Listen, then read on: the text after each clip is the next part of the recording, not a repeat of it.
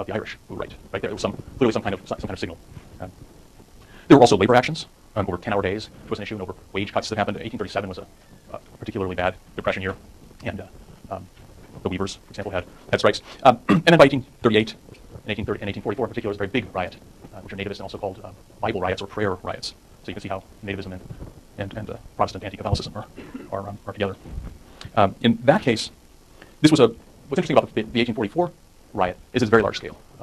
It starts out with a march of about 5,000 or more nativists. There is a nativist movement, an American Republican Club, that's founded in 1843, and it espouses a similar platform to what I mentioned before. They want to have very long waiting periods and for naturalization and ban foreign-born from holding political office.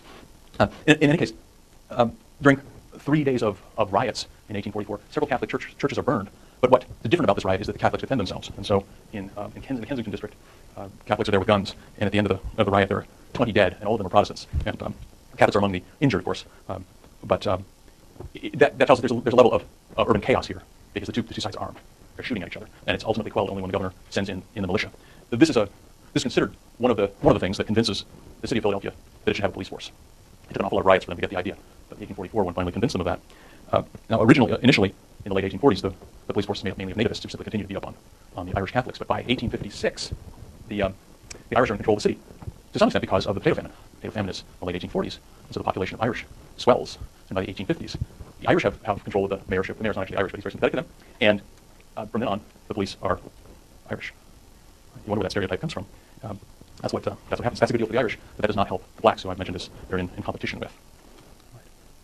Okay, let's we can turn now from this local scene, talk a lot about Philadelphia, to a more national issue, and the sudden rise of the Know-Nothings. I think it's the most successful third party in a U.S. election. But perhaps not 100% certain of that. The Know-Nothings are founded as a secret order called the Order of the Star-Spangled Banner, and it's so secret that the members were not even allowed to admit that it existed, and thus they became known as the Know-Nothings, because they were supposed to say that they know nothing. It's very funny how these derogatory terms so often become nicknames of pride. Members of the Order of the Star-Spangled Banner, Know-Nothings, pledged to use all power and influence and votes to reduce the political power of immigrants and their allies. So it's important to see that it's not originally a political party. It's a secret order. And so members of the Know-Nothing secret order of the Star-Spangled Banner could be active in any political party. And they simply were bound to try to swing that party towards a nativist position. By 1854, the Know-Nothings have 50,000 members in January. It's at the beginning of 1854. By November, they have 1 million. So 1854, as we'll talk about in a second, is a real banner year for them. They grow from 50,000 to 1 million inside of a year, and there's no internet. So this is really very, very fast. This way of organizing is very clever in some ways. It has some great advantages. It creates this buzz, for example. It's a secret society. You get to know a handshake. You get to know a secret handshake, and maybe you can wear a funny hat or something. As I said, they can be active in either party. So they can be, in some sense, more influential. They have an issue, not a candidate. So they really win if they can make sure that neither party runs immigrants. Right?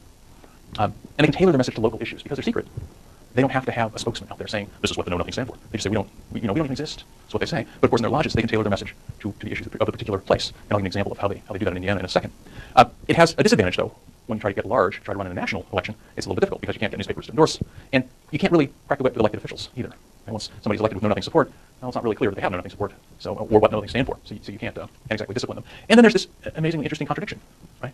This is a secret, dare I say, conspiratorial society that's dedicated to stopping what? An anti-Republican conspiracy. I don't think that bothered anybody at the time, but it makes me scratch my head. So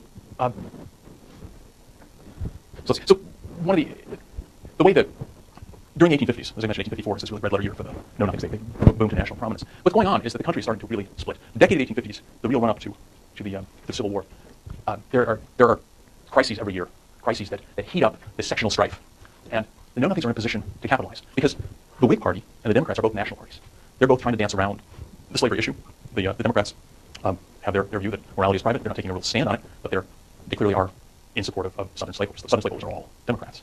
The Whigs don't particularly like slavery in general, but again, they're moderate in their views, and they're not abolitionists either.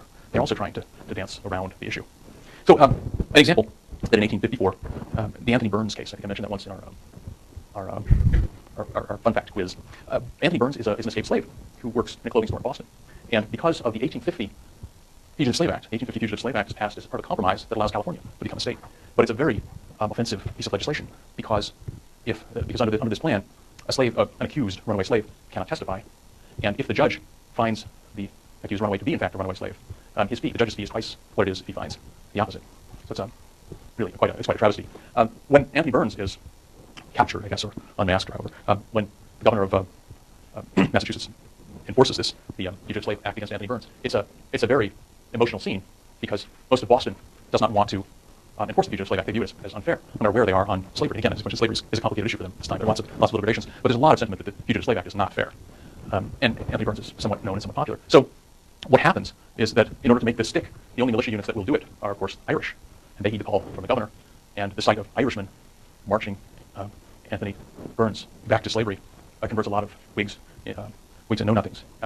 Whigs into know-nothings. A lot of conscience Whigs become rabid abolitionists. And the idea of abolition and nativism are so nicely joined in that picture. Right? You can be an abolitionist, deplore slavery, and at the same time, you have plenty of hatred to go around for the Irish who are, in fact, doing the enslaving in this instance. So the know-nothings are positioned to take advantage here because the Whig Party doesn't take a stand against slavery, but the know-nothings can. And they do. I mean, they're in the North at least, an anti-slave party, as well as anti-Catholic.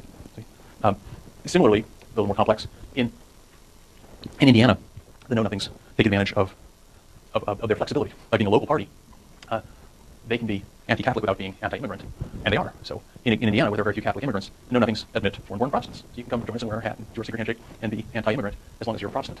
Right? That positions them well because the Kansas-Nebraska Act of 1854, which is another watershed crisis, this is Stephen Douglas's work. He gets this passed, and what the Kansas-Nebraska Act does is it repeals the Missouri Compromise. The Missouri Compromise would have made all the states north of the southern boundary of Missouri into free states. Under Douglas's Kansas-Nebraska Act, that delicate compromise was repealed, and states would be, or the territories would be allowed to vote. Right, so this was this idea of so-called popular sovereignty. This was very, very unappealing to northern people who were against slavery in the territories, and Indiana was one such place. So the know-nothings positioned themselves to take advantage of the situation by, first of all, not being anti-immigrant, because there were plenty of immigrants there, but just by being anti-Catholic. And they showed up at the Anti-Nebraska People's Convention. This was a convention that was convened mainly by Democrats to voice their rage at their own Democratic Party. But the Know-Nothings decided they held their conference on their convention on the very same day in the same place. And so they sent their people to, because again, they're not a political party, they sent their people to the Nebraska Anti-Nebraska Convention and wound up winning 9 out of 11 congressional seats. And so after 1854, the Know-Nothings wound up in control of, they have a unanimous control of Massachusetts State House and lots of seats in Congress, let's see. Okay, so by this time it's the American Party. And as you can see, they have gone, what's the number here? 24% of Congress is in the hands of the American Party, which is up front for the Know-Nothings. And you can see the Whig Party is the big loser. The Whig and the Democrats are big losers. All right, why don't we finish up with a quote from Lincoln.